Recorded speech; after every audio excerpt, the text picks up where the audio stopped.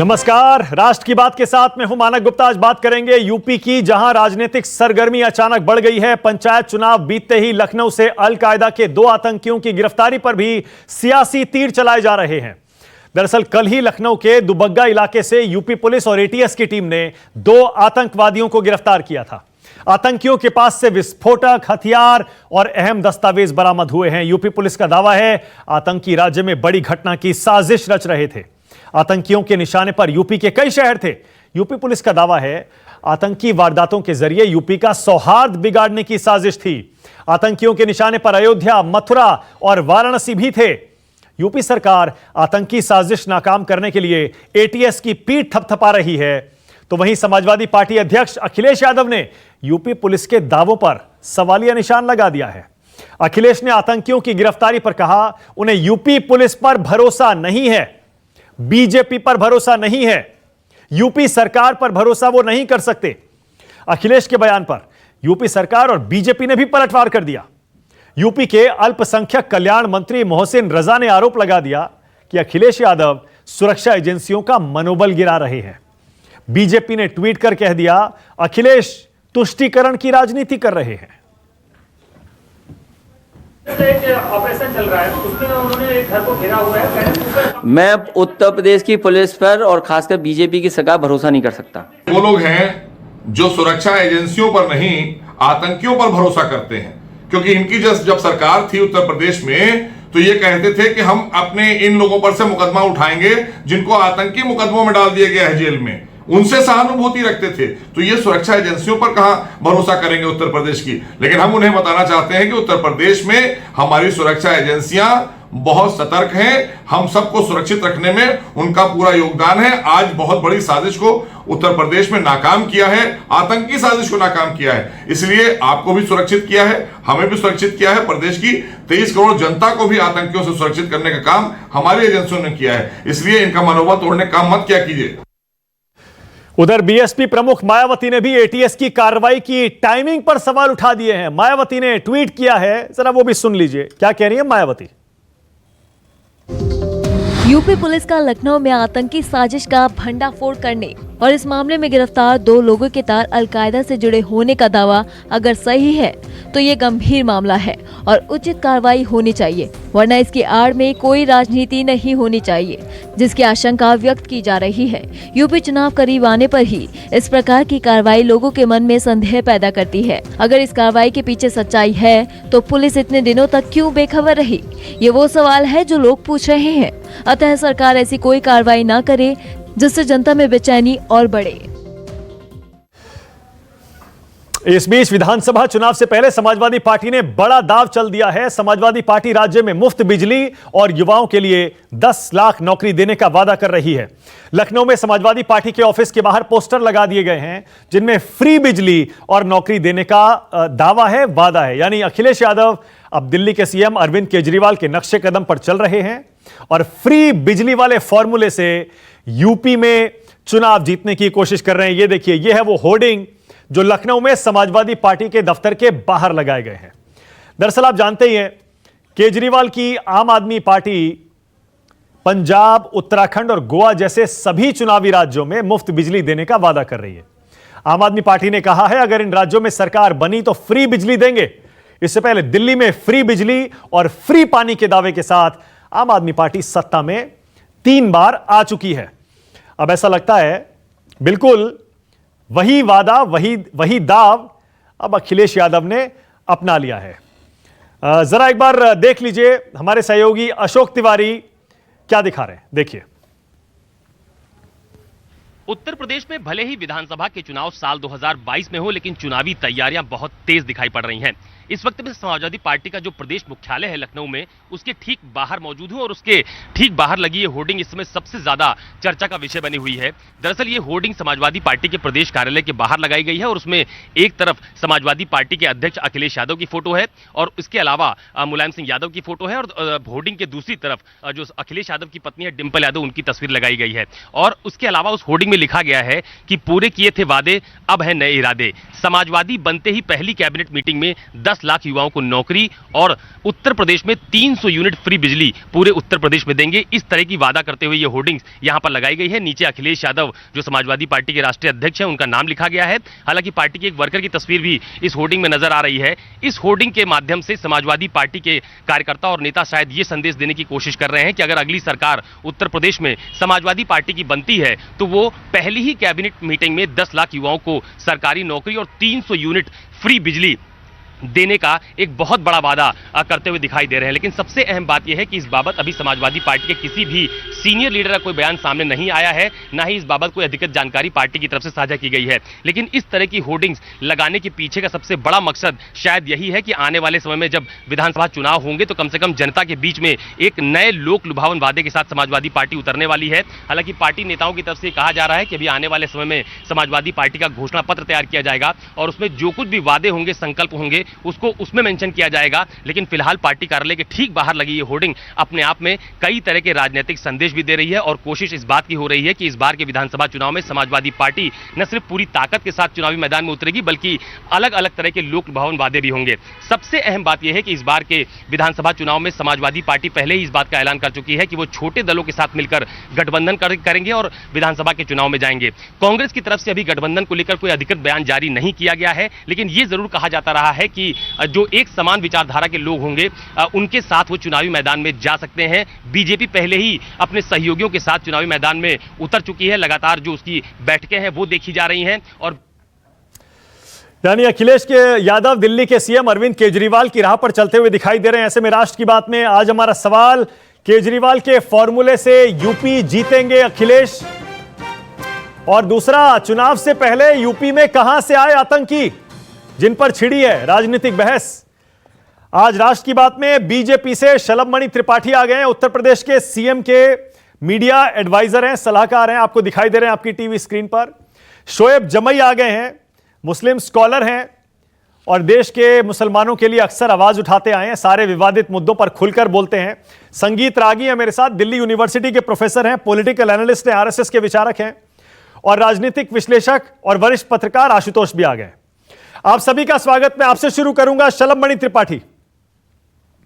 शलभ, Samajwadi party Akhilesh Yadav और BSP Mayawati दोनों आपके ऊपर सवालिया निशान खड़े कर रहे हैं। वो कह रहे हैं ये चुनाव से पहले, ये क्या ये महज इत्तेफाक है कि चुनाव से पहले ये आतंकवादी लखनऊ में पैदा हो गए? आप समझ रहे हैं ना इशारा क्या है? देखिए मैं तो सिर्फ इतना कहूंगा कि हम सब अलग अलग विचारधाराओं से आ सकते हैं, अलग अलग पृष्ठभूमि से आ सकते हैं, लेकिन कुछ विषय ऐसे होते हैं जिन पर कम से कम राजनीति नहीं होनी चाहिए। हम चुनाव के वक्त क्या इंतजार करें कि अगर कोई आतंकी घटना हो रही है, और अभी तो चुनाव 6-7 महीने बाद हैं, 8 महीने बाद हैं, तो क्या हम अगर चुनाव के इस पीरियड के दौरान कोई आतंकी कोई इनपुट मिलता है, कोई टेरर इनपुट मिलता है, तो क्या हमें इस बात को लेकर छोड़ देना चाहिए कि नहीं, हमें कार्रवाई नहीं करनी चाहिए? क्या हमें इस बात की चिंता करनी चाहिए कि आने वाले टाइम में चुनाव है उत्तर प्रदेश में? तो ये जो लोग जिस तरह की बातें कर रहे हैं, मैं सिर्फ इतना कहूंगा कि ये क्षण ऐसा है कि ठीक है, वैचारिक मतभेद हो सकते हैं, लेकिन आप भारतीय जनता पार्टी को लेकर हमला करिए, हमारी आलोचना करिए, लेकिन ये जो गिरफ्तारियां की है भारतीय जनता पार्टी ने नहीं की है, ये हमारी सुरक्षा एजेंसियों ने की है। और केवल उत्तर प्रदेश में गिरफ्तारी नहीं हुई है, बंगाल की एसटीएफ ने गिरफ्तार किया है, कुछ अन्य राज्यों में भी गिरफ्तारियां हुई हैं, सेंट्रल एजेंसीज भी इसमें लगी हुई हैं। और ऐसे में जो लोग राजनीति कर रहे हैं, मैं सिर्फ इतना कहूंगा कि उनको ये बात याद रखनी चाहिए कि उत्तर प्रदेश में सीरियल धमाके हुए थे बहन मायावती जी की सरकार में, और उस वक्त एजेंसियों ने कुछ हार्डकोर, कुछ बहुत खूंखार आतंकियों को गिरफ्तार किया था। हम उस वक्त अपोजिशन में थे, लेकिन हमने इस कार्रवाई का समर्थन किया। दुखद यह है कि मायावती जी की सरकार गई, अखिलेश जी की सरकार आई, अखिलेश जी की सरकार आते इन खूंखार आतंकवादियों के मुकदमे वापस ले लिए गए, इनको जेल से छोड़ने की तैयारी कर ली गई। और उस दौरान उसको लेकर जब विरोध प्रदर्शन हुआ, तमाम चीजें हुई, तब जाकर भारतीय जनता पार्टी की सरकार जब आई है तो उन्हीं आतंकियों के खिलाफ कार्रवाई हुई है, उनको सजा हुई है, उनके खिलाफ तमाम सारे प्रमाण थे, तमाम सारे सबूत थे। कहने का मतलब यह है कि बहुत बार ये होता आया उत्तर प्रदेश में। नहीं शलभ, देखिए शलभ, बड़ी सीधी सी बात है, आपकी सरकार अपनी पीठ थपथपाती है, यूपी पुलिस की पीठ थपथपाती है ये कहकर कि यहां अपराधी गले में तख्ती टांग कर घूमते हैं कि हमें जेल भेज दो हैं। और ऐसे में बताइए, जहां अपराधियों में खौफ है वहां आतंकी, अलकायदा के आतंकी आपके यूपी की राजधानी में एक घर में रह रहे थे, विस्फोटक जुटा लिए उन्होंने, बम बना लिए और किसी को कानो कान खबर नहीं हुई। और आपने उनको लखनऊ में उनके घर से तब गिरफ्तार कर लिया जब उन्होंने सारी तैयारी कर ली।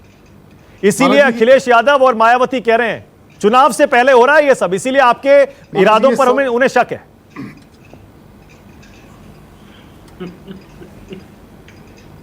देखिए, ये सवाल कोई पॉलिटिकल पार्टी का व्यक्ति उठाता तो मुझे शायद थोड़ा सा कम कष्ट होता, लेकिन आप एक बहुत ही वरिष्ठ पत्रकार हैं। मैं तो सिर्फ इतना कहूंगा कि मुझे लगता है कि एक जर्नलिस्ट के तौर पर मैं आपसे ही पूछना चाहूंगा कि ये गुड वर्क है या बैड वर्क है। सुरक्षा एजेंसियों के लोगों ने जिस तरह से काम किया, सुरक्षा एजेंसियों ने कोई बड़ी घटना नहीं होने दी। जो बरामदगी हुई है, देखिए अभी तो मामला कोर्ट में जाएगा ना, मानवाधिकार आयोग है, बहुत सारी स्वतंत्र एजेंसियां हैं जो हमारे गुडवर्क यानी पुलिस के गुडवर्क को भी उसका आकलन कर नहीं, मैं तो कह रहा हूं गुडवर्क, नहीं शलभ, मैं कह रहा हूं गुडवर्क, लेकिन वो लखनऊ में आ कैसे गए? अलकायदा के आतंकी पाकिस्तान से connection, al Qaeda international terrorist group है, उनके पास विस्फोटक कैसे आ गए लखनऊ में? वो यहां तक कैसे पहुंच गए कि उन्होंने एक घर में अड्डा बना लिया, हथियार जुटा लिए? ये तो चिंता की बात है, ये तो इंटेलिजेंस फेलियर है, सरकार का फेलियर है, मानना पड़ेगा। नहीं, देखिए उत्तर प्रदेश में जब तक भारतीय जनता पार्टी की सरकार है आपको चिंता करने की आवश्यकता नहीं है। अगर वो आते नहीं तो पकड़े कैसे जाते? इतना कुछ सामान इकट्ठा नहीं किया था तो पकड़े कैसे जाते? और मुझे पता नहीं है, देखिए मैं तो अपने आप को मानता हूं कि इन्वेस्टिगेशन जो करती है टीमें, जो तमाम सारी आतंकवादी विरोधी दस्ते हैं, हम तो मानते हैं कि हम उसमें बिल्कुल जानकार नहीं है। ये उनका काम है, उनको पता है, उनकी एक्सपर्टाइज है। आप पत्रकारिता बहुत अच्छी कर सकते हैं, आप स्टूडियो की एक्सपर्टाइज आपको हो सकती है, लेकिन जो एजेंसियां इसमें काम कर रही होती है मानक, हमें उनका सम्मान करना चाहिए। उनको पता होता है कि ऑपरेशन को कब मुकाम पर पहुंचाना है। हो सकता है कोई एक व्यक्ति आ गया हो, दूसरे व्यक्ति का इंतजार कर रहे हो कि जब दूसरा व्यक्ति आए तब साथ में पकड़े। हो सकता है बहुत सारे ऑपरेशन होते हैं, और ये जो एजेंसियों के लोग होते हैं, सुरक्षा एजेंसियों के लोग, ये अपनी जान की कीमत दांव पर लगा करते हैं। मैं आपके चैनल पर कल देख रहा था कि कैसे एक एटीएस का जो हमारा बहादुर जाबाज है, कैसे वो विस्फोटक लेके हाथ में लेकर जा रहा है। आप किसी और व्यक्ति से कह दीजिए ना, तमाम सारे लोग जो बैठ के स्टूडियो में अभी ज्ञान देंगे, उनमें से किसी से कह दीजिए कि कहीं बम रखा हुआ है, उसके बाद वहां से रफू चक्कर ना हो जाए तो आप बताइएगा। लेकिन एक सुरक्षा एजेंसी का व्यक्ति आपकी और हमारी सलामती के लिए, और ये जो लोग बैठ के सुरक्षा एजेंसियों को गाली देंगे, इनकी जान की सलामती के लिए अपनी जान खतरे में डालकर इतना बहादुरी भरा काम करता है। और उसके बाद हम बैठ के जब परस्पर विरोधी मानसिकता की वजह से उनको कोसते हैं, उन पर सवाल उठाते हैं, तो मुझे हैरानी होती है, क्योंकि हम तो मानते हैं कि गुडवर्क है। एक बड़ी घटना हो सकती थी, उसके पहले उन्होंने गिरफ्तारी की है, तमाम सारे सबूत इकट्ठा किए हैं, तो इसको तो गुडवर्क कहना चाहिए। बिल्कुल गुडवर्क है, बिल्कुल गुडवर्क है, बधाई होनी चाहिए। शोएब जमाई, बधाई दीजिए भाई शोएब जमाई।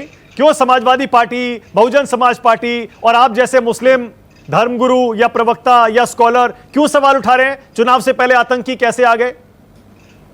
देखिए मानक जी, मेरी जो स्थिति ये है, हमारी तरफ से ये मानना है कि हम आतंकवाद पे जीरो टॉलरेंस पॉलिसी मेरी विचारधारा है। चाहे आतंकवाद वो हो जो तस्वीरें आप दिखाते हैं टीवी चैनलों में, वो चाहे वो आतंकवाद हो जो जामिया में गोपाल ने गोली चलाई थी, वो वाला आतंकवाद हो, चाहे महापंचायत करके मुसलमानों के नरसंहार करने के बाद कहने वाला आतंकवाद हो, या भाजपा के प्रवक्ताओं ने मुसलमानों को मारने के अधिकार के बारे में बात किया, वो भी आतंकवाद। तमाम आतंकवाद के केसेस पर हमारी और आपकी जीरो टॉलरेंस पॉलिसी होनी चाहिए, ये मेरा मानना है। लेकिन चूंकि अभी एक चर्चा चल रहा है, तो इसमें 2-3 बिंदु मैं कहना चाहूंगा कि मुझे आप मानक जी बधाई दीजिए, और इस बात के लिए आपको मुझे क्रेडिट देना पड़ेगा कि मैंने बहुत जबरदस्त भविष्यवाणी की थी कुछ दिन पहले। मैंने कहा था कि बस चुनाव आने दीजिए, देखिए पहले लव जिहाद का मुद्दा आएगा, फिर धर्मांतरण का आएगा, उसके बाद जो है आतंकवाद का मुद्दा आएगा, फिर अलकायदा आएगा, फिर आईएस आएगा, और 1 महीना आप और रुक जाइए, नाइजीरिया का बोको हरम भी आ जाएगा। तो मैंने जो भविष्यवाणी की उस राह पर बहुत बढ़िया से एकदम अच्छी स्क्रिप्ट और स्टोरी पर चल रहा है मामला। कभी आपको जरूरत पड़े अपना भविष्य दिखवाने के लिए तो शोएब जमाई से आप कांटेक्ट कर सकते हैं। शोएब जमाई, मैं आपको बहुत गंभीर इंसान मानता हूं, और मैं आपको यह भी मानता हूं कि आप एक इंडियन पासपोर्ट आपके पास होगा, हिंदुस्तान का वोटर आईडी कार्ड भी होगा, आधार कार्ड भी होगा। आपको एक हिंदुस्तानी मानता हूं मैं, एक हिंदुस्तानी होने के नाते आपको बिल्कुल हिचक नहीं होती है कहते हुए कि हमारी सुरक्षा एजेंसियां एक स्क्रिप्ट के आधार पर फर्जी आतंकवादियों को पकड़ रही हैं? आपको बिल्कुल हिचक नहीं हुई है कहते हुए? जान पर खेलकर आतंकवादी जिनके पास विस्फोटक है उनको पकड़ रहे हैं हमारे सुरक्षा एजेंसी के, हमारे जवान, एटीएस के, यूपी पुलिस के, आप उन पर सवाल खड़े कर रहे हैं? इसके पीछे दो महत्वपूर्ण बिंदु है। मुझे थोड़ा वक्त दीजिएगा, 1 मिनट। पहले तो यह है कि अभी रिसेंटली बहुत सारे केसेस आपने अखबारों में और मीडिया के जरिए से हम सुनने को मिला कि सैकड़ों ऐसे केस है जिसमें 12 साल, 14 साल, 15 साल जेल में रहने के बाद आमिर हो, सादिक हो, साजिद हो, इन सब को कोर्ट ने कह दिया कि भाई आपके ऊपर कोई आतंकवाद का केस सिद्ध नहीं हुआ, आप बाइज्जत बरी हो गए। इन लोगों के ऊपर आज से 10 साल पहले ऐसे ही मीडिया चैनलों में चलता था कि इतने आतंकवादी पकड़े गए, ऐसा फला फला फला। अब ये बाहर आके पूछ रहे हैं कि भाई मेरा क्या दोष था, 12 साल मुझे जेल में आप रखे, उसके बाद कहते हैं कि आप निर्दोष हो गए। मेरे 12 साल कौन वापस करेगा, आमिर के, सादिक के, और जो मेरी परिवार ने जो उसको सहा है इतने दिन, जो प्रताड़ना हुई, उसको कौन वापस करेगा? Point number 1। थोड़ी जांच तो होने दीजिए, आपने तो पहले ही क्लीन चिट दे दिया। सर जांच होने दीजिए, सबूत देख लीजिए, आपको पता है क्या क्या सबूत है? मैं बता रहा हूं। देखिए एक बात, एक प्रोटोकॉल मैं भी जानता हूं कि जब कहीं बम यहां से पकड़ा जाता है, जैसे कल मैंने देखा तस्वीरों में, वीडियो में, कि प्रेशर कुकर लेकर के हमारे जाबाज जो जवान है वो निकल रहे, बहुत अच्छी बात। लेकिन प्रोटोकॉल होता है कि जहां कोई बम फटने का खतरा होता है ना सर, उसको कॉर्डन ऑफ कर दिया। 500 मीटर दूरी तक कोई नहीं आ सकता अगर खतरा हो कि वो बम फटने का। सर बम, प्रेशर कुकर का जो बम है, तथाकथित बम, वो लेके जा रहा है और 1 मीटर के दूरी पर सारे लोग, भीड़, जबरदस्त भीड़ जो है लगी हुई है, उनमें से किसी को डर नहीं लग रहा है कि इसमें प्रेशर कुकर का अगर बम फट गया तो ये सब। तो आपका आरोप ये है मीडिया को बुलाकर वहां पर रेड डाली गई, मीडिया को बुलाकर वहां पर रेड डाली गई, फर्जी रेड डाली गई। आप देखिए ना तस्वीर में, क्या उसको कॉर्डन ऑफ किया गया था? मीडिया के कैमरे और मीडिया के लोग वही मौजूद है सर, और 1 मीटर की दूरी पर वो हमारा जवान जो है वो लेके जा रहा है। सर इतनी जान की चिंता जवानों की और उनके पत्रकारों की होती ही सारे लोग तो 500 मीटर पहले कॉर्डन ऑफ कर देते सर। क्यों बेवकूफ बनाते हैं सर? काहे को? हम लोग भी पढ़े लिखे हैं, पब्लिक भी सब जानती है सर। छोड़िए ना, मजाक कर लीजिए, थोड़ा बहुत अच्छा लगता है। अब मैंने भी सोचा कि इंटरटेनमेंट होना ही चाहिए, अब चुनाव नजदीक है तो अच्छी बात है। धन्यवाद सर। पता नहीं, मतलब पब्लिक है सब जानती संगीत रागी कुछ विचार है, उसके बाद आ रहा हूं आशुतोष। संगीत रागी देख रहे हैं आप, और बाकायदा तथ्यों के साथ शोएब जमाई कह रहे हैं ये तो एक स्क्रिप्ट ऐसी है जिन पर उनको हंसी आ रही है, एंटरटेनमेंट हो रहा है, क्योंकि मीडिया के कैमरे बुलाकर सिर्फ पब्लिक में ये संदेश देने के लिए कि आतंकवाद बहुत बड़ा खतरा है, अगर योगी जी की सरकार चली गई तो उत्तर प्रदेश में आतंकवादी घर बना लेंगे, ये संदेश देने के लिए ये फर्जी रेड कराई गई है। संगीत रागी।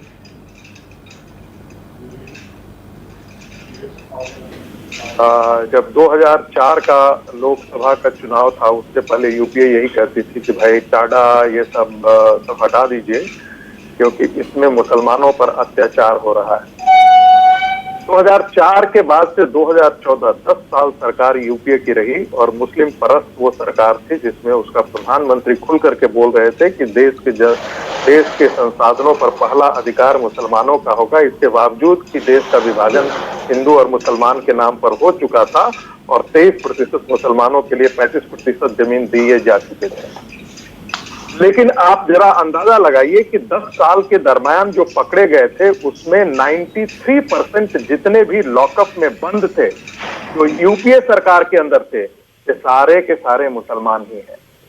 अब यदि टेररिज्म यदि मदरसे की टीचिंग और रेडिकल इस्लाम करेगा तो पकड़ा कोई और थोड़े जाएगा।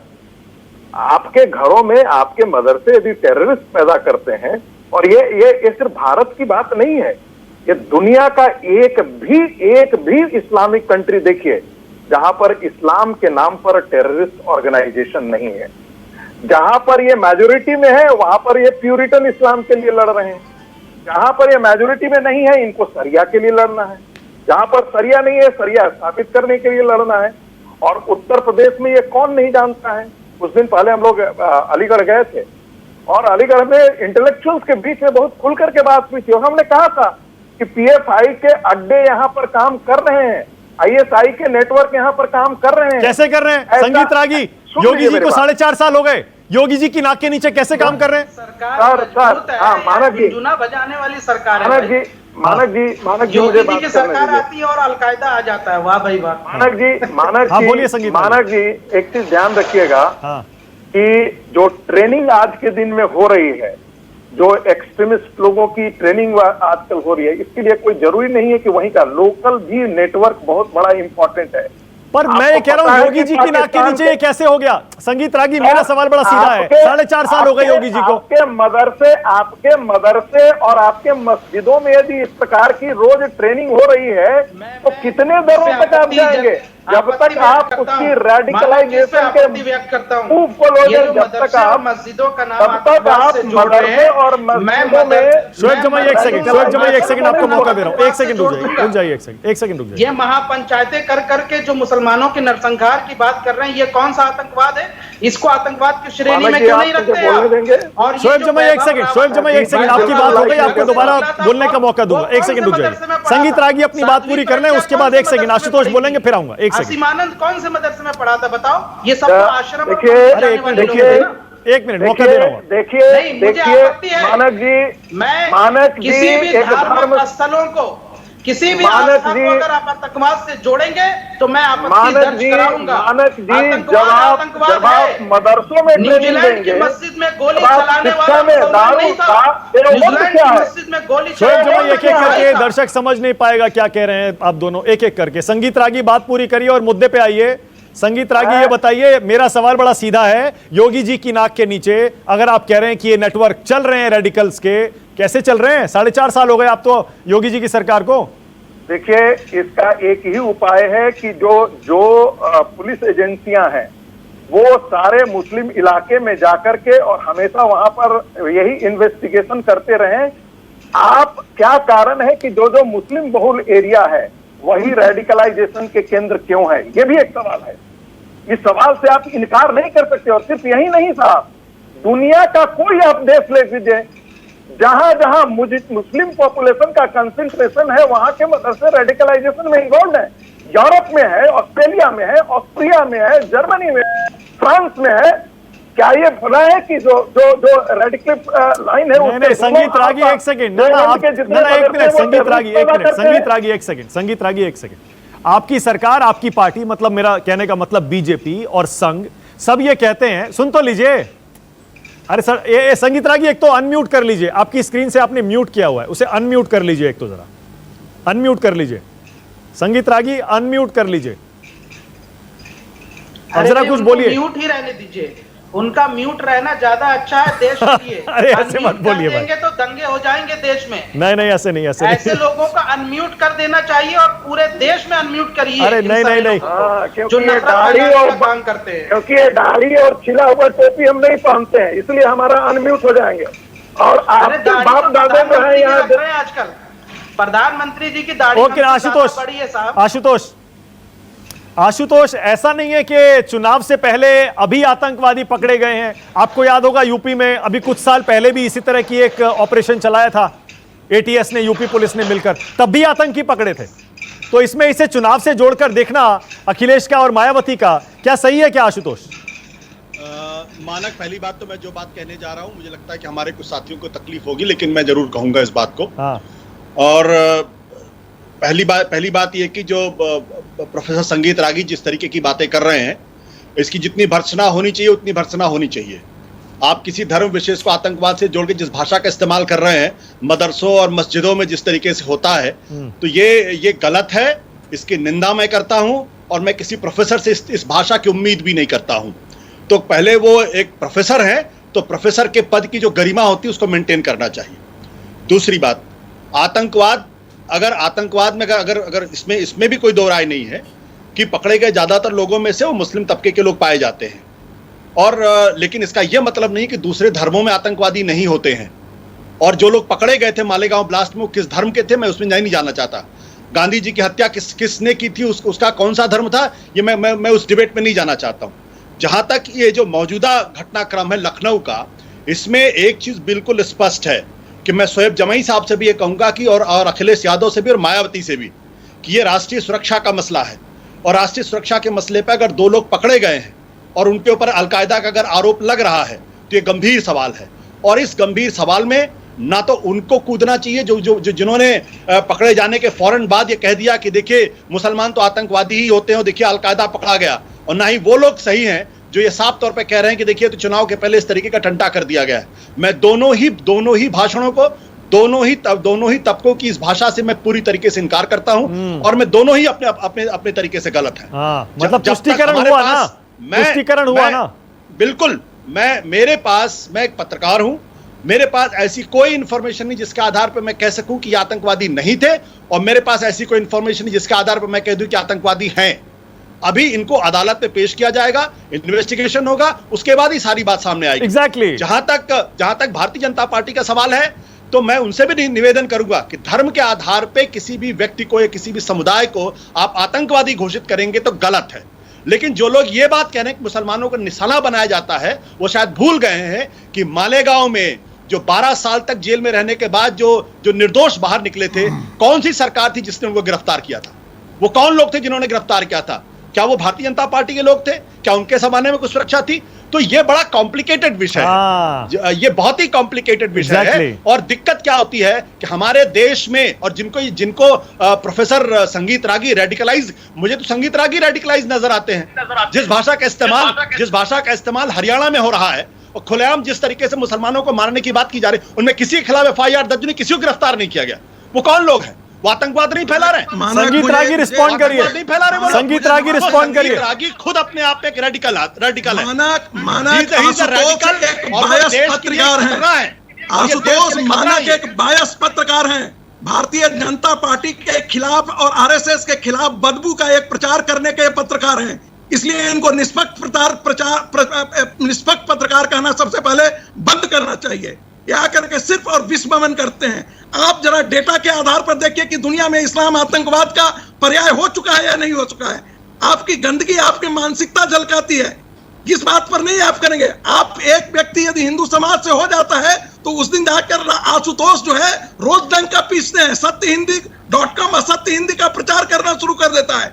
और यदि दुनिया में आतंकवाद का यदि 93% यदि पार्टी एक इस्लाम है, तो उसको बोलने में आपको शर्म आती है। आप ये कभी नहीं हिम्मत कर सकते हैं कि ये कह सकते हैं कि एक धर्म जो है इसी प्रकार का प्रचार कर सकता है, उसकी टीचिंग से इस प्रकार की चीजें निकलती है। आप में हिम्मत नहीं है, क्योंकि you are a biased person, you are a biased journalist, you have no sense of respect for independent journalism at all. I accuse you, Mr. Ashutosh, you are a biased journalist. मानक, हाँ Ashutosh, okay बोलिए आशुतोष।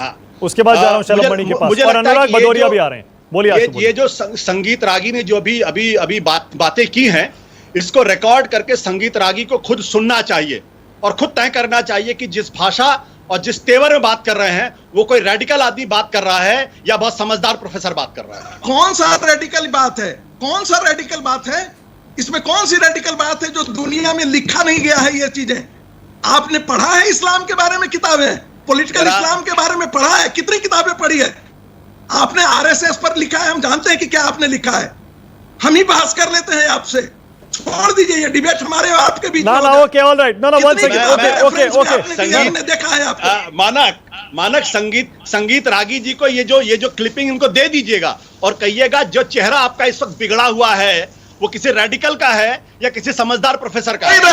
कोई radical नहीं है, कोई बिल्कुल नहीं है। क्योंकि आप एक बायस पत्रकार हैं, आपका विश्वमन भारतीय जनता पार्टी के खिलाफ रोज शाम को एक asatyahindi.com से चलाने का है। चूंकि आप एंटी एस्टेब्लिशमेंट आप बोलने के आदी हो चुके हैं, इसलिए आप सारा ये कितना भी मुंह छुपाने से ये ऐसा नहीं है कि ओके नेक्स्ट टॉपिक पे जा रहा हूं, अगले टॉपिक पे जा रहा हूं, अभी हमें फ्री बिजली की भी बात करनी है, क्योंकि अखिलेश यादव मेरे लिए अगले चुनाव में जो कि यूपी में आने वाला है। एक सेंटेंस हाँ। संगीत रागी के इन बयानों को सुनकर मेरा मन प्रफुल्लित हुआ है और मुझे मनोरंजन हुआ है, और मैं चाहूंगा कि दोबारा अपना वीडियो देखेंगे, इनका भी मनोरंजन होगा। ओके ऑलराइट, अब मैं अगले टॉपिक पे जा रहा हूं। अखिलेश यादव अगले चुनाव से पहले यूपी में 300 यूनिट फ्री बिजली देने का वादा कर रहे हैं। जरा वो तस्वीरें भी आपको दिखाता हूं। और अनुराग भदौरिया आ रहे हैं समाजवादी पार्टी से, अनुराग भदौरिया आने वाले हैं। हालांकि अखिलेश और मायावती ने आतंकवादी जो 2 पकड़े गए हैं उस पर बयान तो दे दिया, लेकिन उस पर बहस नहीं करना चाहते। यह भी मैं अपने दर्शकों को साफ साफ बता दूं, पता रहना चाहिए। अनुराग भदौरिया आ रहे हैं क्योंकि मुझे फ्री बिजली पर बात करनी है। शलभ मणि त्रिपाठी, पहले आपके पास आ रहा हूं, एक कमेंट करिएगा। समाजवादी पार्टी दफ्तर के बाहर बड़े बड़े होर्डिंग लग गए, 300 यूनिट फ्री बिजली। आप तैयार हैं क्या? चुनाव में दिल्ली में जैसे आम आदमी पार्टी ने किया था उसी तरह से फ्री बिजली का वादा है यूपी में। आपके लिए चुनौती बड़ी है शलभ मणि त्रिपाठी?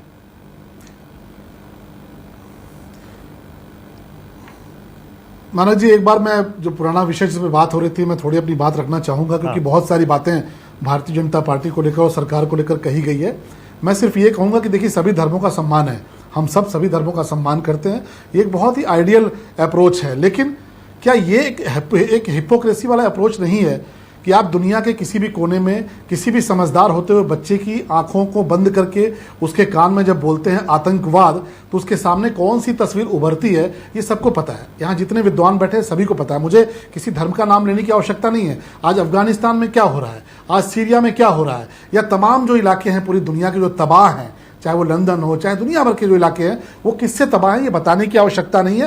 तो इसको लेके हिपोक्रेसी नहीं दिखाना है। अगर आप हिपोक्रेसी दिखाएंगे तो समस्या से लड़ेंगे कैसे? दूसरी बात, जो लोग ये कहते हैं कि नहीं साहब ये टारगेट होते हैं, वो टारगेट होते हैं, हम तो सिर्फ ये कहते हैं कि जब आतंक विरोधी कोई कानून आता है तो उसके खिलाफ में कौन खड़ा होता है?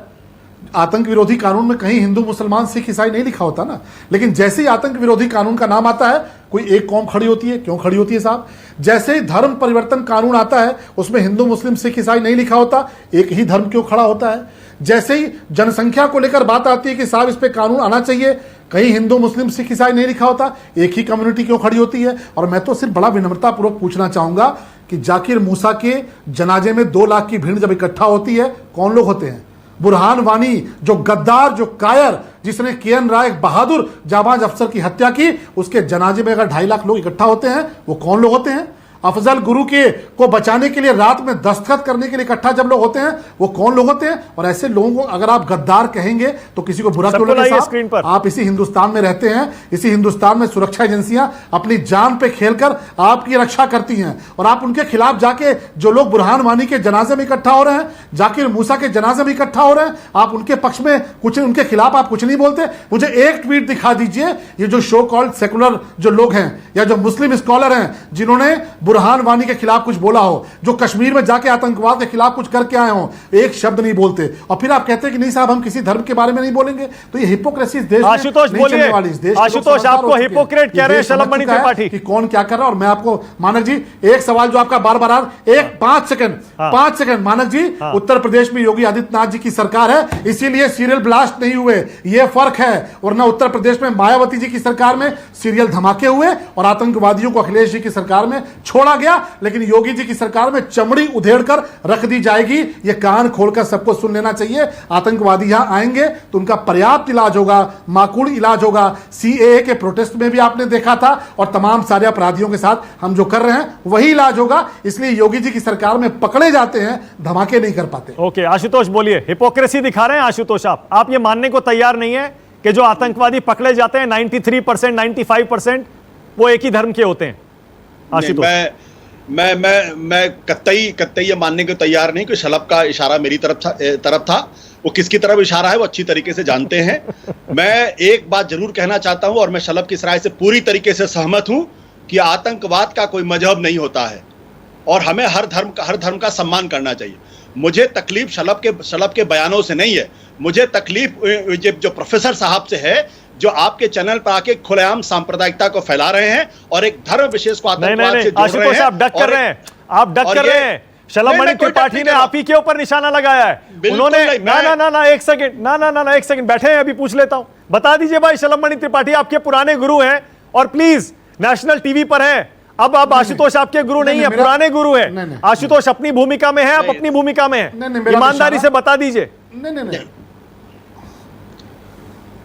नहीं, मेरा कोई निशाना देखिए किसी पर नहीं। मैं सिर्फ उनके लिए बोल रहा हूं कि जो लोग ठीक है सभी धर्मों के सम्मान करने की बात कहते हैं, लेकिन ये भूल जाते हैं कि दुनिया के किसी भी कोने में जाइए, समझदार होते बच्चे की आंख बंद करके उसके कान में कहिए टेररिज्म, तो उसके चेहरे पे कौन सी तस्वीर उभरती है। ओके आशुतोष बोलिए, आशुतोष बोलिए, इसलिए सच बोलिए। हिपोक्रेसी दिखाने की आवश्यकता किसी को नहीं है। सभी धर्मों का सम्मान है, लेकिन आतंकवाद इस्लामिक हो चुका है। मैंने इसलिए कहा था मानक मैं जानता हूं कि ये डिबेट मेरे ऊपर नहीं है, लेकिन मैं इस बात से पूरी तरीके से अवगत हूं कि वो सारे लोग जो बटला हाउस में कह रहे थे कि ये फर्जी एनकाउंटर है, वो गलत थे। जो बुरहान वानी के मारे जाने पर जिनको तकलीफ हो रही थी वो लोग गलत थे। और ऐसा हर व्यक्ति जो आतंकवाद को जस्टिफाई करता है, चाहे वो असीमानंद हो, चाहे वो साध्वी प्रज्ञा हो, चाहे वो अलकायदा का कोई आतंकवादी हो, जो जस्टिफाई करता है, और वो भी गलत है और राष्ट्रीय सुरक्षा के साथ खिलवाड़ करता है। लेकिन मैं एक बात पूरी शिद्दत के साथ कहना चाहता हूं कि किसी धर्म को आप आतंकवाद से जोड़कर देखने की कोशिश करेंगे तो यह सिद्धांततः गलत है। भारत के संविधान की आत्मा के साथ खिलवाड़ करने का काम है। और मैं संगीत रागी जैसे लोगों को अच्छी तरीके से जानता हूं कि दिल से प्रोफेसर हैं, लेकिन टीवी पे आना है तो हमको ऐसी बातें कहनी ताकि एक धर्म विषय के खिलाफ नफरत, ये गलत कर रहे हैं। और ये गलत, अगर मैंने पहले कहा, लखनऊ में जो लोग पकड़े गए हैं, मैं पहले से प्री जज नहीं करूंगा कि आतंकवाद। संगीत रागी रिस्पॉन्ड करिए, उसके बाद अगले मुद्दे पर जा रहा हूं। अनुराग भदौरिया आने वाले हैं। संगीत रागी बोलिए। मानक इस देश के इंटेलेक्चुअल की हिपोक्रेसी यही है। वो सब कहेंगे कि सारे धर्म एक समान है। एक धर्म कहता है कि गौ शांति, अंतरिक्ष शांति, वनस्पति शांति, पूरा दुनिया की एक शांति हो। दूसरा कहता है कि जो काफिर है उसकी हत्या करो। और इसके बावजूद भी हमारे इंटेलेक्चुअल आशुतोष जैसे ढोंगी पत्रकार ये कहते हो, सिर्फ इसलिए क्योंकि वो निष्पक्षता का आवरण ओढ़े, कहेंगे कि वाह सारे धर्म एक समान है। अरे भाई, सारे धर्म एक समान होते हैं तो सारे धर्मों के आतंकवादी निकलते। कश्मीर से 3.5 लाख हिंदू भगा दिए गए थे, उनके हाथों में बंदूक होना चाहिए था। लेकिन चूंकि उनका धर्म उनके इसकी शिक्षा नहीं देता है आशुतोष, आप बहुत बड़े ढोंगीपन कर रहे हैं यदि आप उसकी सच्चाई को नहीं। एक डोमिनेंट नेचर कैसे होता है आशुतोष? आप तो पॉलिटिकल साइंस के प्रोफेसर हैं। बस 10 सेकेंड। प्लेटो ने यही कहा था ना, तीनों इंस्टिंक्ट है, रीजन भी है, एपेटाइट भी है, करेज भी है, लेकिन जो एलिमेंट डोमिनेट करता है उससे कैरेक्टर उसका डिसाइड होता है। वही डोमिनेंट स्ट्रीम उसका नेचर पैदा करता है। तो जो violence is the dominant nature that is flowing from the theology of a particular. Okay, alright, ये नेवर एंडिंग डिबेट है, कभी खत्म नहीं होगी। अगले मुद्दे पर जा रहा हूं। एक बार जरा तस्वीरें दिखा देता हूं। समाजवादी पार्टी लखनऊ ऑफिस के बाहर बड़े बड़े होर्डिंग लगे हुए हैं जिनमें वादा किया जा रहा है अखिलेश यादव की तरफ से, समाजवादी सरकार बनते ही पहली कैबिनेट मीटिंग में 10 लाख नौकरियां और 300 यूनिट फ्री बिजली पूरे उत्तर प्रदेश में देंगे। एक बार फिर से अरविंद केजरीवाल के फ्री बिजली फ्री पानी वाले मॉडल की याद आ गई है। क्या यूपी का चुनाव भी इस बार फ्री बिजली फ्री पानी पे लड़ा जाएगा? अनुराग भदौरिया आ गए समाजवादी पार्टी से। अनुराग भदौरिया, ऐसा लग रहा है आपको भी अरविंद केजरीवाल का मॉडल भा गया और आपको अब यही लग रहा है एकमात्र तरीका है योगी को हराने का उत्तर प्रदेश में फ्री बिजली। देखिए, आपने देखा होगा कि समाजवादी पार्टी हमेशा से ही सामाजिक न्याय और समाज के विकास की बात करते हैं। हम जब सरकार में थे और सरकार के काम आज भी डंके की चोट पे गिनाते हैं, उसमें आप ही कई बार चिल्लाने लगते हो। अनुराग भदौरिया, आप आते ही एक्सप्रेस वे गिनाने लगते हो, आते ही मेट्रो बताने लगते हो, आते ही आप 1090 बताने लगते हो, आते ही आप 100 गिनाने लगते हो, आते ही आप यहाँ पे मेडिकल कॉलेज हॉस्पिटल जो आपने बनाए थे वो गिनाने लगते हो। तो हम गिनाने लगते हैं क्योंकि हमने काम किया है। अब जब हमें, क्योंकि उत्तर प्रदेश में भारतीय जनता पार्टी की सरकार का 2017 का घोषणा पत्र देख लीजिए, जो उन्होंने घोषणा की थी कि हम आएंगे यहाँ पे 70 लाख लोगों को रोजगार देंगे। अभी तक तो उन्होंने कोई रोजगार दिया नहीं। उन्होंने कहा था हम आएंगे तो किसानों की इनकम दुगनी हो जाएगी। दुगनी तो छोड़ो, किसान धरने पे बैठा है, 700 किसानों की मौतें हो गई। तो ये लिखते थे कि हम आएंगे तो किसानों को तंग करेंगे, परेशान करेंगे, किसान मजबूर हो जाएंगे, धरने पे बैठेंगे, उनकी मौतें होंगी। ऐसा उनको घोषणा पत्र में लिखना चाहिए था। उनको घोषणा पत्र में लिखना चाहिए था कि हम आएंगे, रोजगार देंगे नहीं, आपको तंग कर देंगे, रोजगार में बेरोजगारी से आपको आत्महत्या करने पे मजबूर कर देंगे। ये हमारा घोषणा पत्र। उनको घोषणा पत्र में लिखना चाहिए था कि हम महंगाई कम नहीं करेंगे, या डीजल पेट्रोल की कीमत हम 100 के पार कर देंगे जब तक कि आपकी नाक दम ना हो जाए, जब तक आपका घर परिवार बिखर ना जाए, टूट ना जाए, जब तक आपका पूरा समाज में आप अपमानित नहीं हो जाए, तब तक हम यहाँ पे महंगाई बढ़ाते रहेंगे। और जब तक आप आत्महत्या नहीं कर लो तब तक हम आपका पीछा छोड़ेंगे नहीं। ऐसा उनको घोषणा पत्र में लिखना चाहिए था। तो जो वो कहते हैं वो करते नहीं है। समाजवादी जो कहती है वो समाजवादी करती है।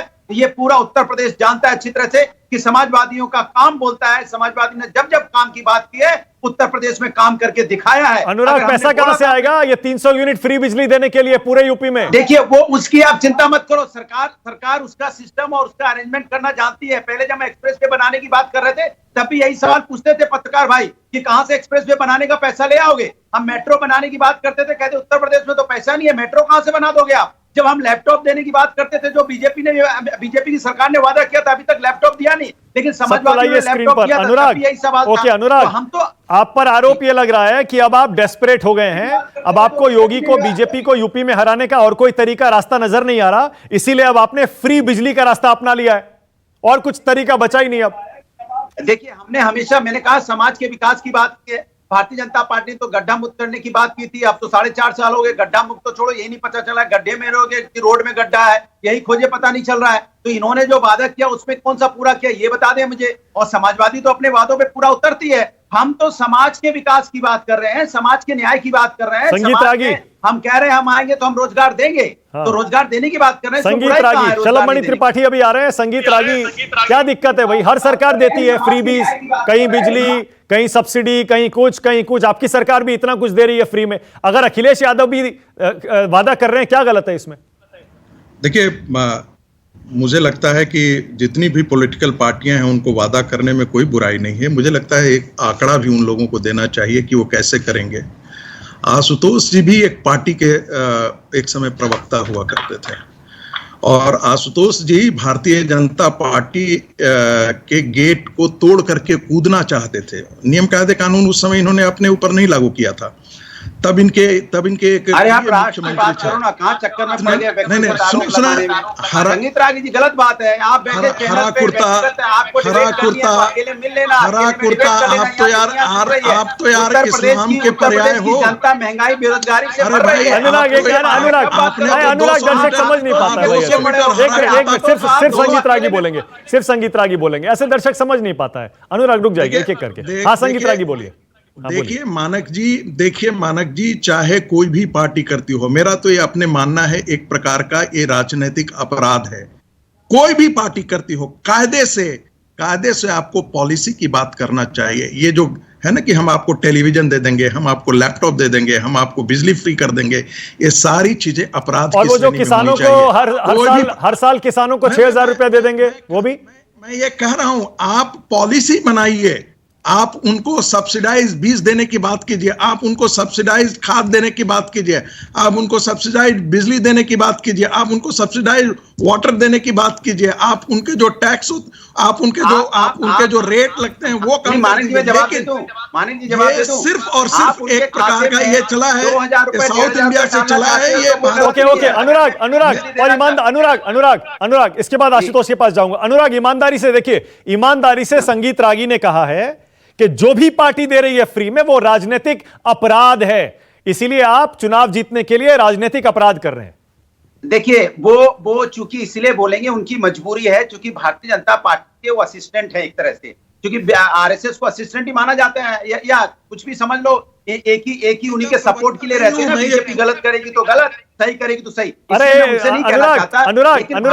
अनुराग एक सेकंड, अरे वो बीजेपी वाले सारे आरएसएस को मां कहते हैं भाई, असिस्टेंट मत बोलिए। अच्छा चलिए मां ही समझ लो, हम तो असिस्टेंट मानते हैं, क्योंकि ये पीछे रहते हैं, आगे आने की इनकी हिम्मत ही नहीं है, कहते कुछ है करते कुछ है। ये अकेले में हाथ जोड़ के माफी भी मांग लेते हैं। लेकिन हम तो कम से कम बीजेपी वाले ठीक है, सामने लड़ते तो हैं। आइए पीछे से देश का नुकसान अगर कोई करता है तो आरएसएस करती है ना, पीछे से करना तो कुछ है नहीं। अगर हिम्मत है तो सामने आओ, राष्ट्र की बात करो, राष्ट्र का काम करो, राष्ट्र की आवाज उठाओ। तो पीछे कहां खड़े रहते हो? पीछे तो डरपोक लोग खड़े होते हैं, आगे खड़े होते हैं, जो लोग वार में खड़े होते हैं आगे खड़े होते हैं और सीने पे गोली खाने की हिम्मत रखते हैं। अच्छा, मतलब आपकी चुनौती अनुराग, आपकी चुनौती संगीत रागी को यह है कि अगर ये राजनीतिक अपराध है तो संघ से कहिए बीजेपी सरकारें सारा का सारा फ्रीबीज जो दे रही हैं वो बंद कर दें। वही मैं कहने वाला था कि भारतीय जनता पार्टी सुबह से लेकर शाम तक 20 लाख करोड़ कितना चाहिए बताओ, 10 लाख करोड़ फ्री में कितना चाहिए बताओ। जो मन से खड़े होकर चिल्लाते हो 10 लाख 20 लाख 30 लाख करोड़,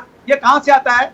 ये भाई नहीं बीजेपी के दफ्तर में पैदा होता है क्या? 20 लाख 10 लाख करोड़ 30 लाख करोड़ जो फ्री में बांटने के लिए तैयार रहते हो। अगर कह रहे हैं कि हम जनता की, जो गरीब जनता परेशान है, उनको हम मदद के लिए अगर हम ओके, शलभमणि त्रिपाठी आ गए। शलभ जवाब दे रहे हैं आपका अनुराग, शलभ आपका जवाब दे रहे हैं। शलभमणि त्रिपाठी आ गए। शलभ, अनुराग भदौरिया कह रहे हैं आपने अपने वादे पूरे नहीं किए, इसीलिए अब समाजवादी पार्टी को वो करना पड़ रहा है। 300 यूनिट बिजली फ्री देंगे, 10 लाख नौकरियां देंगे, पहली कैबिनेट मीटिंग में हस्ताक्षर करेंगे इस फैसले पर। शलभ, इनसे पूछो। बहुत देर से देखिए मैंने भी बोलना शुरू नहीं किया कि जो अनुराग है बेचैन हो गया। बोलिए। मैं बस एक निवेदन करूंगा कि मेरे शायद कनेक्शन शायद कट गया था, तो बहुत कुछ ये बोल रहे थे, मुझे सिर्फ 20-25 सेकंड दे दीजिएगा। देखिए आपने वो देखा ना, शहरों में एक मेला लगता है, मेला, और उस मेला में लिखा जाता है कि आइए 10 का माल जो है 2 में पाइए, 10 का माल 2 में पाइए। तो दरअसल समाजवादी पार्टी उस मोड में पहुंच गई है कि आइए 300 यूनिट बिजली फ्री पाइए, इतना रोजगार पाइए। अरे साहब, ये वही लोग है ना जो 5 घंटा बिजली दे। अरे सुन लो अनुराग, सुन लो भैया, 5 घंटा बिजली शहर में नहीं दे पाते थे। ये वही लोग हैं जिनके टाइम में उत्तर प्रदेश में दंगे किस लिए होते थे, तमाम पावर स्टेशन फूंक दिए जाते थे, आगजनी हो जाती थी इस बात को लेकर कि भैया बिजली नहीं आ रही है। अरे सुन लो, अनुराग बोलने दीजिए, अनुराग बोलने दीजिए, जो भी समझता है कि झूठ बोला जा रहा है, अनुराग बोलने दीजिए, अनुराग बोलने दीजिए, मैं दूंगा आपको मौका दूंगा। हाँ देखिए, मुझे पता नहीं भाई, मेरा हरा कुर्ता पहन के दिन भर जो है बेचारा आतंकवादियों के चरणों में लौटता है, उधर मुख्तार अंसारी के चरणों में लौटता है, और शाम को ये मेला लगा के आइए मुफ्त पाइए। तो ये समाजवादी पार्टी को लोग खूब समझ चुके हैं। इनकी सरकार में इटावा, मैनपुरी, रामपुर, कन्नौज, आजम खान सिर्फ 5 जिलों में बिजली मिलती थी, बाकी जिलों में 5 घंटा 4 घंटा सड़कों पर लोग उतरते थे, पावर स्टेशन फूंक देते थे, जला देते थे। साहब क्यों? गर्मियों में बिजली कटती थी, तमाम जगहों पे आगजनी होती थी। तो अब ये लेकर आए नया फॉर्मूला, मेरा लेट मी फिनिश। ये दूसरी बात कह रहे हैं नौकरी। अरे भैया, नौकरी उत्तर प्रदेश में जब कोई नौकरी की बात करता है तो लोगों को अनिल यादव याद आता है, जो तराजू पर लेकर नौकरी बेचता था। इधर 9 लाख पे 1 लाख और चढ़ा दो 10 लाख तो एसडीएम बना दिए जाओगे, 8 लाख दे दोगे तो डिप्टी एसपी बना दिए जाओगे, 5 लाख दोगे लेखपाल बना दिए जाओगे। तो समाजवादी पार्टी की सरकार ने नौकरियां जैसे बेची हैं, उसके बावजूद 5 साल में 2.5 लाख नौकरी दे पाए। योगी जी 4.5 साल में 5 लाख नौकरी दे चुके हैं, 1 करोड़ से ज्यादा रोजगार दे चुके हैं। ओके शलभ, एक छोटा सा सवाल है मेरा, बड़ा मासूम सा सवाल है शलभ, मेरा बहुत मासूम सा। अभी आप जुड़े नहीं थे, उससे पहले हम यही डिबेट कर रहे थे। भाई आपकी सरकारें हर राज्य में, यूपी में भी, केंद्र में भी, सब जगह कुछ ना कुछ फ्री दे रही होती हैं, देती है ना, सब देते हैं। तो इसमें क्या दिक्कत है? अगर अखिलेश यादव भी कह रहे हैं 300 यूनिट फ्री बिजली देंगे, क्या दिक्कत है? भाई आप ही के उत्तराखंड में देख लीजिए, नए सीएम ने कह दिया, जब से अरविंद केजरीवाल ने अनाउंस किया है, वो भी कह रहे हैं हम भी दे देंगे। नहीं, हमें कोई दिक्कत नहीं है। ये 300 नहीं 700 यूनिट की बात करें, लेकिन हम ये तो बताएंगे ना कि उत्तर प्रदेश में 5 घंटा बिजली आती थी, लखनऊ में, नोएडा में, गाजियाबाद में। इनके मुख्यमंत्री नोएडा नहीं जाते थे। आप इनसे पूछे नोएडा क्यों नहीं गए? ये नोएडा एक बार भी उन्होंने दौरा किया, बता दीजिए क्यों? क्योंकि कुर्सी चली जाएगी। नोएडा इस डर से ना मायावती जी गई, ना अखिलेश जी गए। ओके आशुतोष, इसके बाद आऊंगा अनुराग। अपने काम का आशुतोष, 2 सवाल है मेरे, एक पहले रह गया था। एक सवाल ये था, ये जो आतंकियों को की गिरफ्तारी हुई है, इस पर अखिलेश और मायावती इन्होंने बयान तो दे दिए, लेकिन इस पर बोलने से बचते हैं, ऐसा क्यों है आशुतोष? क्या एक ये हिचक होती है कि हिंदू वोट नाराज हो जाएगा? नहीं, मानक, मैं अखिलेश और मायावती को मुझे लगता है कि इस तरीके का बयान नहीं देना चाहिए था, और इस तरीके का प्री जज करना और इस तरीके से एक समाज विशेष के अंदर सुरक्षा का भाव पैदा करना, यह बात भी ठीक नहीं है। हाँ। राजनीति अपनी जगह है, लेकिन आतंकवाद जैसे मसले पर किसी तरीके का कोई कॉम्प्रोमाइज नहीं होना चाहिए था। ठीक है। हाँ, मैं जरूर 2 बातें जरूर कहना चाहूंगा कि देखिए, आज आपकी डिबेट से एक चीज बहुत स्पष्ट तौर पर बाहर निकली। हाँ। आने वाले विधानसभा के चुनाव में 2 ही चीजों पर बातचीत होगी। एक जो बातचीत होगी वो मुसलमान के ऊपर बातचीत होगी, और दूसरी नौकरी और रोजगार के ऊपर बातचीत होगी। भारतीय जनता पार्टी की कोशिश होगी कि नौकरी पर बातचीत ना हो, कोविड पर बातचीत ना हो, गंगा में जो 1000 लाशें मिली उस पर कोई बातचीत ना हो, ऑक्सीजन से जो लोग मरे उस पर बातचीत ना हो, बेड ना उस पर बातचीत ना हो, और किस तरीके से दिक्कत पैदा हो उस पर बातचीत ना हो। और दूसरी तरफ उनकी, और उसके लिए वो आतंकवाद भी आएगा, उसमें इस्लाम भी आएगा, उसमें मुसलमान भी आएगा, वो सारी चीजें होंगी, जनसंख्या सब कुछ आएगा। तो ये आज की बात से ये डिबेट निकल नहीं आशु, एक सेकंड, आपसे आशुतोष, एक सेकंड, संगीत रागी, एक सेकंड, अरे रुकिए, संगीत रागी फुल टॉस मिली है, छक्का मारने दीजिए भाई, बहुत देर बाद फुल टॉस आई है। आशुतोष, आपसे मैं असहमत हूं। बहुत सीधी सी बात है। देखिए, ये जो डिबेट है, ये डिबेट बीजेपी ने नहीं शुरू की है, ये डिबेट अखिलेश यादव ने शुरू की है, ये कहकर कि मुझे यूपी पुलिस पर और बीजेपी पर भरोसा नहीं है। ये मायावती ने शुरू की है, ये कहकर कि लोगों को भरोसा नहीं होता, इसीलिए इस पर डिबेट हो रही है। इस पर डिबेट बीजेपी की वजह से नहीं हो रही है। मानक, देखिए, ये भारतीय जनता पार्टी की कामयाबी है कि अपने पिच पर अखिलेश और मायावती को लेके आ गए। ये भारतीय जनता पार्टी की कामयाबी है। आज की तारीख में अखिलेश यादव, मायावती को अगर पॉलिटिकली शार्प होते तो इस पर रिएक्ट ही नहीं करते। आप रिएक्ट कर रहे हैं, इसका मतलब आप उनके पिच पे आके खेलने की कोशिश कर रहे हैं, और ये उनके पिच है। शलभ मणि त्रिपाठी, आपके वैसे तो चेले हैं, लेकिन अभी उंगली उठा रहे थे। शलभ, अभी वैसे तो चेले हैं, उंगली उठा रहे थे, आपका जवाब देना चाह रहे हैं। हाँ शलभ, बोलिए। नहीं, देखिए, आशुतोष जी मुझसे बड़े हैं, बहुत विनम्रता पूर्वक कहूंगा, इन्होंने कहा कोविड, मुझे लगता है उत्तर प्रदेश में ही रहते हैं, और मैं आज का आंकड़ा बता रहा हूं। हमारे आशुतोष जी को मैं कुछ कह नहीं रहा हूं, पर जिस तरह की विचारधारा को लेकर इनको प्रसन्नता होती है, इनके केरल में आज कितने केस आए? 12,500 केस आए। आप बाकी राज्यों में देख ले कितने केस आए। उत्तर प्रदेश 25 करोड़ का राज्य है, कितने केस आए? 96।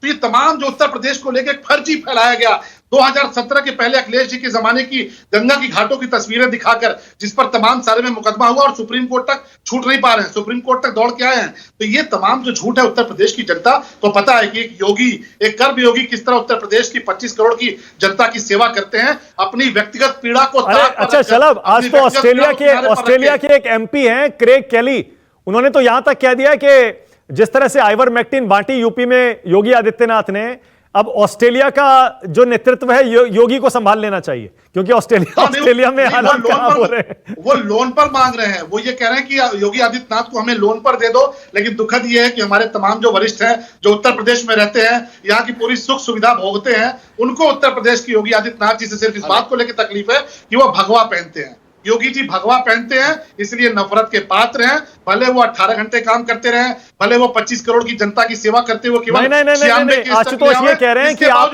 नहीं, आशुतोष को दिक्कत नहीं है योगी जी से। वो ये कह रहे हैं कि आप चाहते ही नहीं कि रोजगार पर और फ्री बिजली पर और इन मुद्दों पर बहस हो, आप चाहते हैं कि मुसलमान पर बहस हो। नहीं मानक, हम तो कह रहे हैं, हम तो कह रहे हैं 7 लाख मीट्रिक टन गेहूं अखिलेश जी ने चुनावी वर्ष में खरीदा था 2016-17 में, 7 लाख मीट्रिक टन। आज चुनावी वर्ष फिर आ गया है, 57 लाख मीट्रिक टन गेहूं योगी जी खरीद चुके हैं किसानों का। किसकी जेब में पैसा गया? दोनों सरकारों ने मिलकर जो गन्ना किसानों को भुगतान किया है वो हम 4.5 साल में कर चुके हैं। आप पता कर लिए। आशुतोष, उसके बाद संगीत जेब में पैसा गया, फिर आप कहते हैं कोई काम नहीं हुआ। आशुतोष, आपको दिक्कत है? आशुतोष वो कह रहे हैं योगी जी से, क्योंकि वो भगवा मैंने 2 बातें कही थी। मैंने पहली बात ये कही थी कि आने वाले चुनाव की पिच तैयार हो रही है। अगर अखिलेश यादव, मायावती अगर भारतीय जनता पार्टी के पिच पर आकर खेलना पसंद करेंगे तो उनकी जमानत जब्त होनी बाकी है और 0 से ज्यादा रन नहीं बना पाएंगे, तय मान लीजिए आप। अगर रोजगार की पिच पर भारतीय जनता पार्टी को लाने में कामयाब रहे तो बीजेपी को बहुत दिक्कत इस चुनाव में आने वाली है। जहां तक मैं संगीत रागी जी के बारे में बात करना चाहता हूं, कृपया उनके नाम के आगे प्रोफेसर मत लिखा करिए, वहां लिखा करिए प्रवक्ता आरएसएस। अरे भाई प्रोफेसर है वो, कमाल कर रहे हैं आप। प्रोफेसर है तो प्रोफेसर ही लिखा जाएगा। ओके, मेरे पास टाइम खत्म हो गया है। बहुत बहुत शुक्रिया शलभ मणि त्रिपाठी, संगीत रागी, आशुतोष, बहुत शुक्रिया, अनुराग भदौरिया और शोएब जमई का भी बहुत शुक्रिया। छोटा सा ब्रेक ले रहा हूं, खबरें जारी। नमस्कार, मैं हूं मानक गुप्ता। अगर आपको हमारा ये वीडियो पसंद आया हो तो इसे लाइक और शेयर जरूर करें, और हाँ, हमें सब्सक्राइब और फॉलो करना ना भूलें ताकि आप देश और दुनिया की कोई खबर मिस ना करें। चाहे कोई ब्रेकिंग न्यूज हो या कोरोना वायरस से जुड़ी कोई भी अपडेट, पॉलिटिक्स हो या आपकी जेब से जुड़ी कोई खबर, इलेक्शन की कोई न्यूज हो, कोई कंट्रोवर्सी हो या फिर कोई वायरल वीडियो, सब कुछ मिलेगा News 24 पर। तो जुड़े रहिए हमारे साथ और देखते रहिए News 24।